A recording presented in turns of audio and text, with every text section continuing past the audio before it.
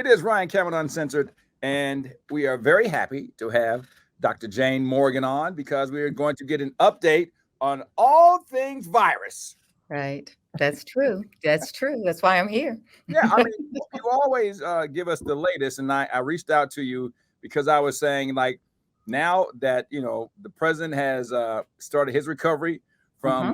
contracting COVID-19 Right. again. I don't think this might be his third time that he's gotten it, and I know people in our own offices have gotten it, and some experience some symptoms, some people none at all, some people being down for 5, 6, 7, 8 days. While Hmm. different variations for people contracting, COVID-19 the second or third time. It's different for everybody, right? It's different for everybody. And President Biden has had it twice. And, you may think he's had it three times because after the first time, he had a rebound after he had taken this Paxlovid. And we can talk about that if we have time. Yeah. And so you're right. Everybody experiences it differently. We've seen the greatest impact in those over the age of 60. And this is with and without vaccination. Certainly, without vaccinations, they are driving the hospitalizations.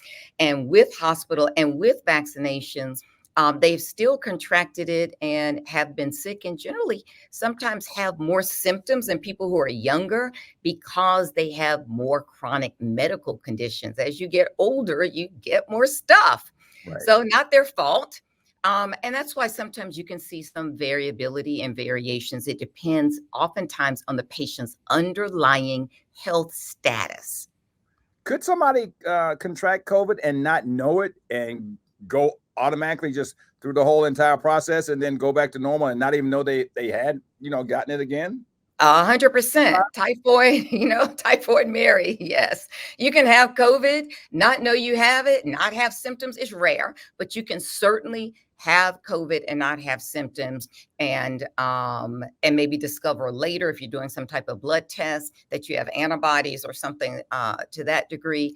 But don't forget, even if for whatever reason you're asymptomatic, or maybe you have mild symptoms and you're attributing them to allergies or asthma or whatever else, you are still contagious, regardless of whether you feel good or not. Right. And even though you may not have symptoms, it doesn't mean that you will give it to someone else. It could be devastating to someone else. So just because you may not have symptoms or you have mild symptoms, remember, you are still contagious. We're gonna have more with Dr. Jayne Morgan. We're gonna got to talk RSV, and we Okay. also got to talk, if it's COVID, Paxlovid, because Right. that's gonna be a commercial that I'm seeing everywhere. When we come back, it's Ryan Cameron Uncensored, and we're back with Dr. Jayne Morgan. We're talking about RSV now. We've talked about COVID-19. What's the difference between somebody who, is RSV something that could eventually turn into something else, bronchitis, pneumonia? Because I've seen more and more people that start off with just a regular cough, and then they say, "Oh, I've had this cough for 2 or 3 weeks, or I've had this cough for a month," and I'm like, you might need to go see somebody. That's right. That's right. And so what you're describing is a post-viral cough.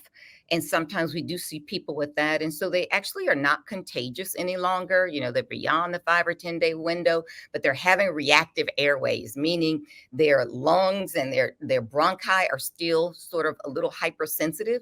And they continue to cough, cough, cough, cough, cough. Um, this can sometimes be treated a little bit with steroids or sometimes with asthma medications, but we can see that, unfortunately. It can go out to 4 to 6 weeks. And again, the older you are, the more chronic medical conditions, the more likely you may be to get this prolonged cough.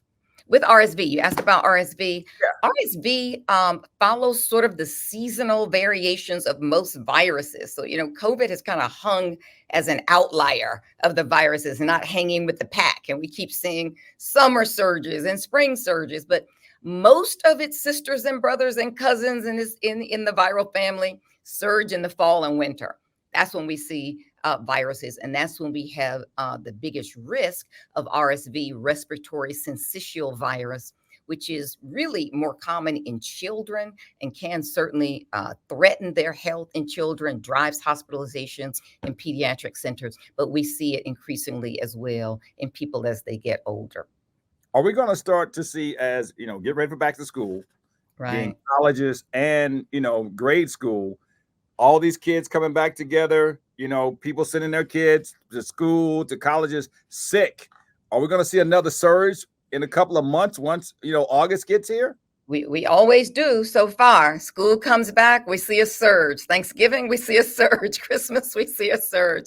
So I think we can expect that. And, parents, please be responsible. And certainly we know you have to go to work. It's inconvenient for the kids to be home. But, if your kids are sick and you send them to school and they get other kids sick, it really is a domino effect that actually can then come back on you. If you have multiple children in school, another one is sick, and now you're sick.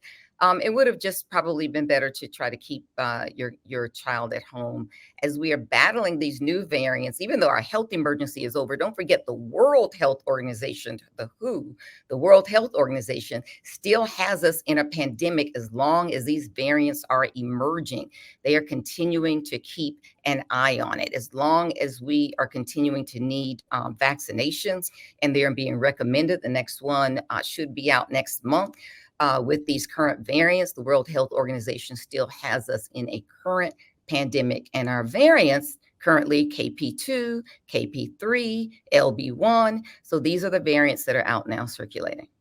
All right, we got more. We're going to come back in for everybody who has a child that's going back to college or high school or elementary school. We'll talk about some of these things if you do come down with the virus. And I want to ask you about something that somebody recommended to me on a plane. I don't know if she'll confirm or deny this, but when we come back. All right, let's talk about plane talk. It is Ryan Cameron Uncensored, and we have Dr. Jayne Morgan on, and we're talking about everything virus. We talked about RSV. Now let's talk about Paxlovid.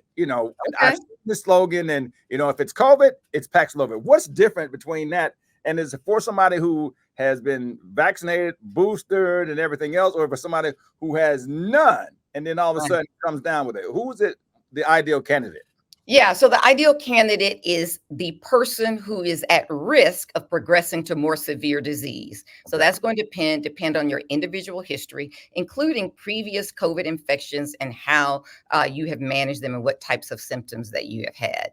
But the point of Paxlovid is to decrease the viral load in your body. The fewer viral particles you have, the less sick you will be. So Paxlovid attacks those viruses, brings those viral particles down within 4 to 5 days, such that you don't have as severe an illness. Rebound really means that after 5 days of taking Paxlovid, it still didn't drive your viral load down low enough such that it could go away. And then once you stopped taking it, the virus just started to replicate again. That's what happens with Paxlovid. Why some people can get their viral loads all the way down and they have no symptoms, and others get down low. It almost seems as if some people maybe need one more day of Paxlovid, day 6 or day 7, but the prescription is day 5. It manages most people, but we do see some outliers with this rebound because the viral load didn't get down low enough. I'm seeing more people that are coming off of plane trips and saying they caught something on the plane, or there was somebody on the plane who was, coughing incessantly, or they wouldn't stop coughing. They're like, man, I know I got on the plane. I'm telling I got on the plane. This is something that I saw. I don't know if you can see that or not. It says it helps block airborne viruses for 6 hours. It's a nasal spray. Have you heard of this? And so I may have heard something about this Covixel, and I don't know what the active ingredient is in it, and so I don't know if it really can block. That's unclear to me. It certainly hasn't gone through FDA approval. So I haven't seen that with the research data that would go through FDA approval. However, if you want to try it, try it. Here's what I will say. I'm on planes a lot as well. And you're right. There's always someone coughing. It's rude. It's rude and unfortunate, even without COVID. If you are coughing to that degree and you're sick, why are you traveling? That is inconsiderate. It's selfish. You're in a tight environment. That cough didn't start when the plane took off. And then most of these people are not masked. You're correct. I've been on planes as well, and people are coughing. You have no idea what it is. So far, knock on wood, I haven't gotten sick, but that doesn't mean that they haven't infected people around them. And that's why whenever I'm on a plane, I always look to the left and I go, stop coughing, baby. Right. I'm just kidding. I'm just kidding. Keep your mask with you. Yeah. Masks are quite effective, especially N95 masks. And you can just have it with you and decide when you need to put it on or not. If Right. somebody's coughing next to you, pull out your mask, turn your head in the opposite direction, keep yourself as healthy as possible. The virus enters through the nasal cavities. And so, if you can block your nose and block actually the access to your nose, then that's actually quite helpful. It's the same reason that when you're out in cold weather, people see your grandmother, mother say, bundle up because you will get cold, or put your scarf on. It's the same thing, because as cold weather and temperature hits your nose, that as that temperature decreases, it actually decreases your ability to filter particles. And so more and more particles get in, the lower the temperature. And so you will become more sick because you're more exposed, your immune defenses go down. There you go.